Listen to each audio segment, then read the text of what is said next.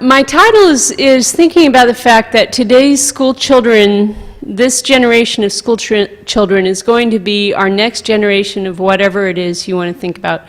Our next generation of climate scientists, gardeners, home builders, homemakers, parents, decision makers, business leaders, whatever it is, everybody's got a piece of these climate and energy concerns that we've been talking about. In this talk, I'm going to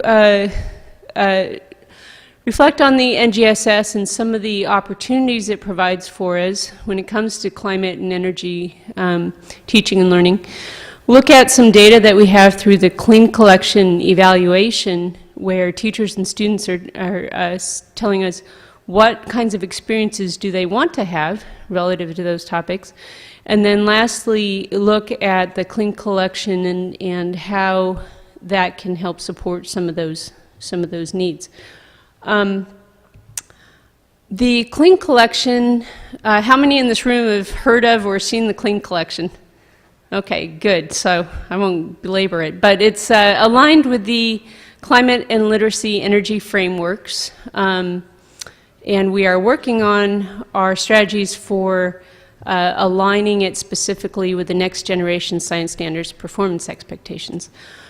The Next Generation Science Standards provides us an opportunity. There are hundreds of references to climate and energy in the Next Generation Science Standards, and that's compared to the 1996 Science Education Standards, which barely mentioned climate at all, and certainly did not look at the human aspects of climate or even the fact that it was changing. So this represents a very large opportunity for us. One of the things that I like about Next Generation Science Standards is that the performance expectations are a performance guide, not an instruction guide. And what that does is it opens up instruction to be the sorts of things that we've heard about: culturally relevant, locally relevant, reflecting the needs and interests of the community for which it's intended. Another thing that I like about it is that it intends to have science practices used every day, all the time, so that students are prepared to do the practices that are in the performance expectations. Another aspect of it is that there are a lot of performance expectations. This is concerning to many people who are tasked with adopting the Next Generation Science Standards. One of the strategies for actually addressing these many performance expectations is to bundle up instruction, have it meet multiple needs, have it progress on one another, and be a coherent, progressing framework for learning. So there's lots of opportunities here to teach the way that we've wanted to teach for decades. Looking at the Earth and human activity expectation topics, you can see the kinds of things that students are asked to do progress through the grades. In the early grades, K through 2, 3, and 4, you're laying the foundations for what students will learn later. Students are making observations about weather. They're learning what weather means. They're thinking about ways that human impacts on the environment can be addressed in whatever way is relevant for them. It might involve recycling programs. It might involve energy reduction programs, lots of things like that. In the middle school level, students are being asked to synthesize information. They're looking at lots of different kinds of information, drawing conclusions about it, communicating about it, doing things that are somewhat more sophisticated. And then at the high school level, students are starting to think A, more abstractly, B, more quantitatively. So things that they have maybe touched on in the earlier grades, they're doing in a deeper and more significant way now through NGSS. And you can see an example.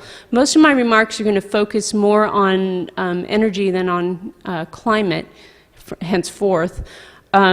You can see in this, in grade 4, the performance expectation says, apply scientific ideas to design, test, and refine a device that converts energy from one form to another.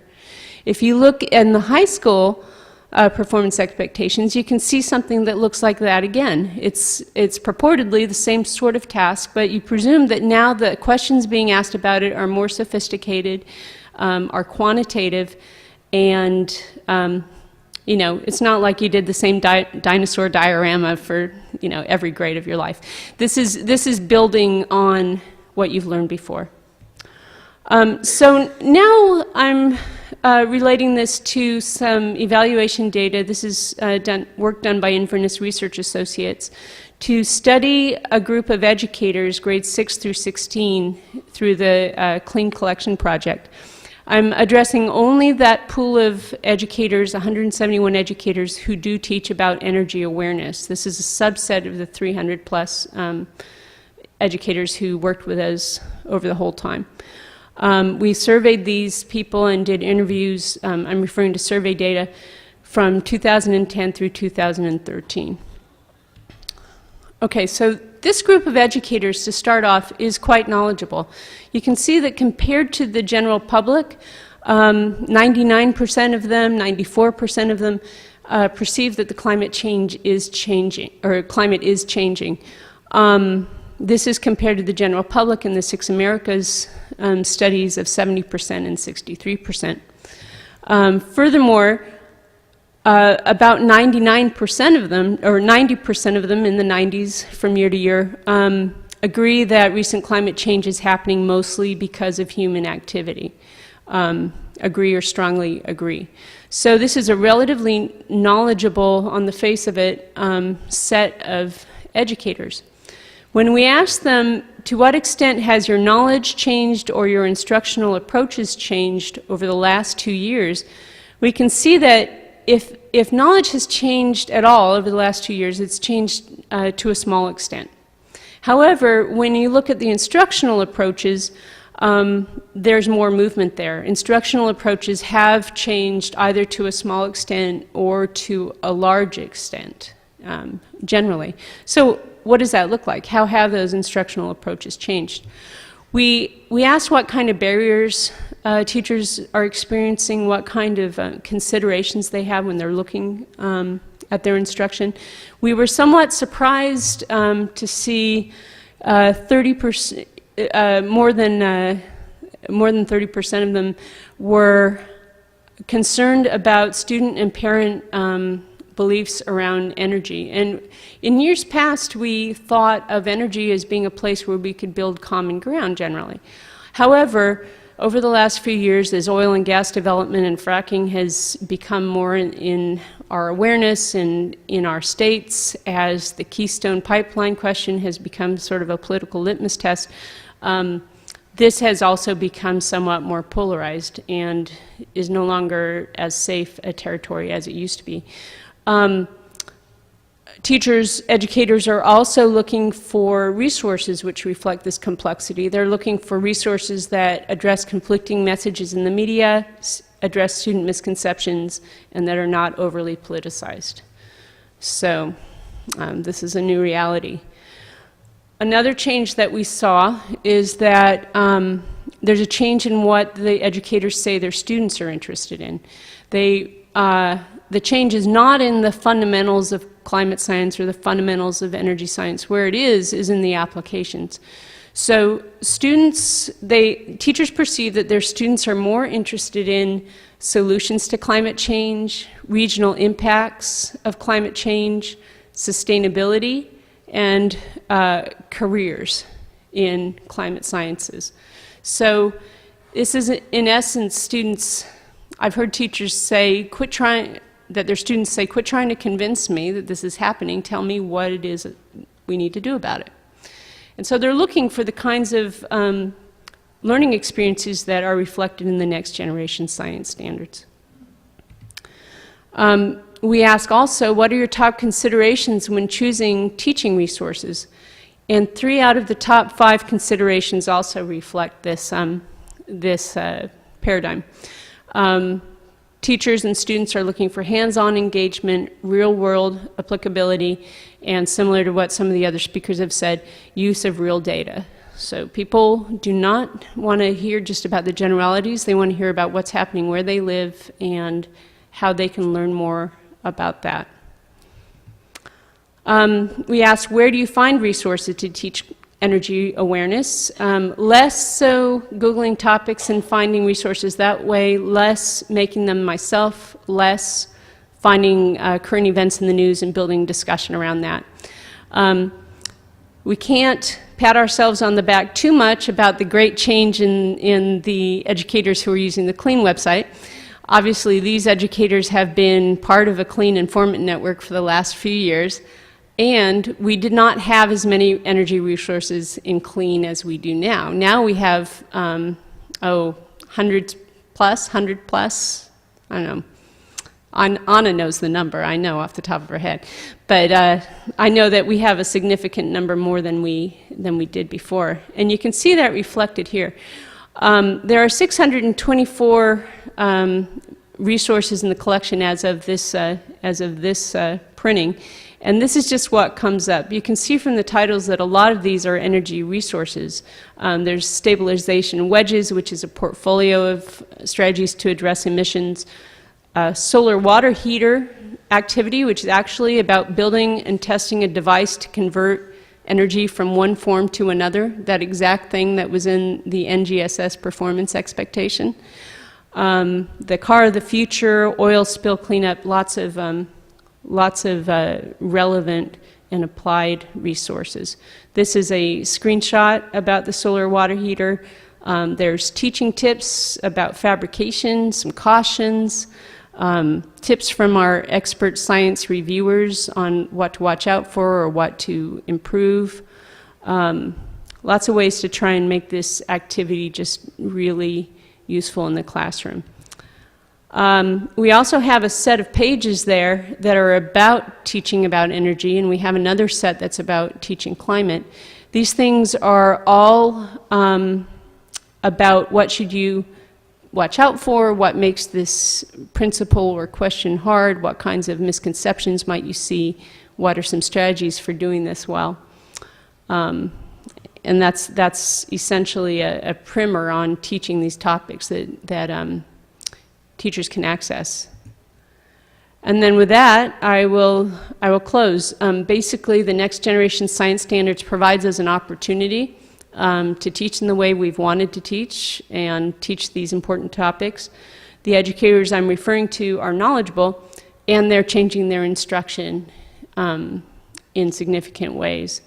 The CLEAN collection supports educators, and also it's important to include solutions in instruction about climate change for many reasons, not least of which is that that's what students are asking for. Thank you very much. Thank you. And Frank, I guess, first question. Hello, Susan. Hi. Thank you very much for your talk. I'm very happy to see some of this data I hadn't seen before. Thanks for being here. I guess one of the questions I have is, as the shift to the solutions space happens in the nation's classrooms on this issue, given the gravity of the work and the issues that they're going to be struggling with, no small thing, one of the things that occurs to me is the philosophical principles of education and how we as educators work with them as they struggle through these issues. A lot of people who are concerned about our work usually trigger the indoctrination, propaganda, impulse inappropriately in my position, but I think we as a community haven't really characterized why it is relevant, meaningful, important educationally, and does not trigger those impulses. So is there anything in this emerging practice that teachers are doing it, that they've kind of found what works for their administrations, their parents, their colleagues, that kind of makes that impulse not occur, or how to address it effectively? Because that's where this issue is going to show up for them, to help make that happen more. Right, so you bring up a great point. Children are at an impressionable age. Their ideas about the world and how to operate in it are malleable. And some of the research that's come out has shown that even if they are from communities which are normally polarized, they can address climate change in a different way than, say, the adult audiences. But we cannot be brainwashing other people's children. So how do you handle that? Well, educators are pretty smart, and if there's one thing that the evolution crisis, education crisis has done for us, is it has taught us a lot of strategies for dealing with this exact thing. I'll just share a few strategies. One is that teachers will use trusted authorities, such as an earlier speaker said, and their concerns about climate change to introduce the topic. That can be military, business, other kinds of leaders who resonate in that community. Another way is to have students be driving the direction that investigations take. So it's not the teacher saying, now you must do this. It's students dealing with data and then deciding what they're going to do with it and what direction they're going to go in. And thus it's not coming from the teachers, it's student-driven, student-led. Using real data, using credible information sources such as these that have been peer-reviewed by scientists, making sure that things are aligned with standards so that the teacher says, look, this is what I'm accountable to teach your child, and this is what we're teaching. Having principal support, administrative support, making sure you have that before you go down this path. There's a whole host of these, and I would send people to the new set of climate literacy issues of the Journal of Geoscience Education, because there's dozens of papers, some of which address this, and one of which is about these strategies. Thank you, Frank. Thank you. Excellent. Well, just thank you all for coming and staying to the very end, and I'm very excited to see this joint formal, informal session go so well. We learned a lot. Join me in thanking all the speakers, and if you have any other questions, feel free to come up and ask and continue the conversation. So thanks.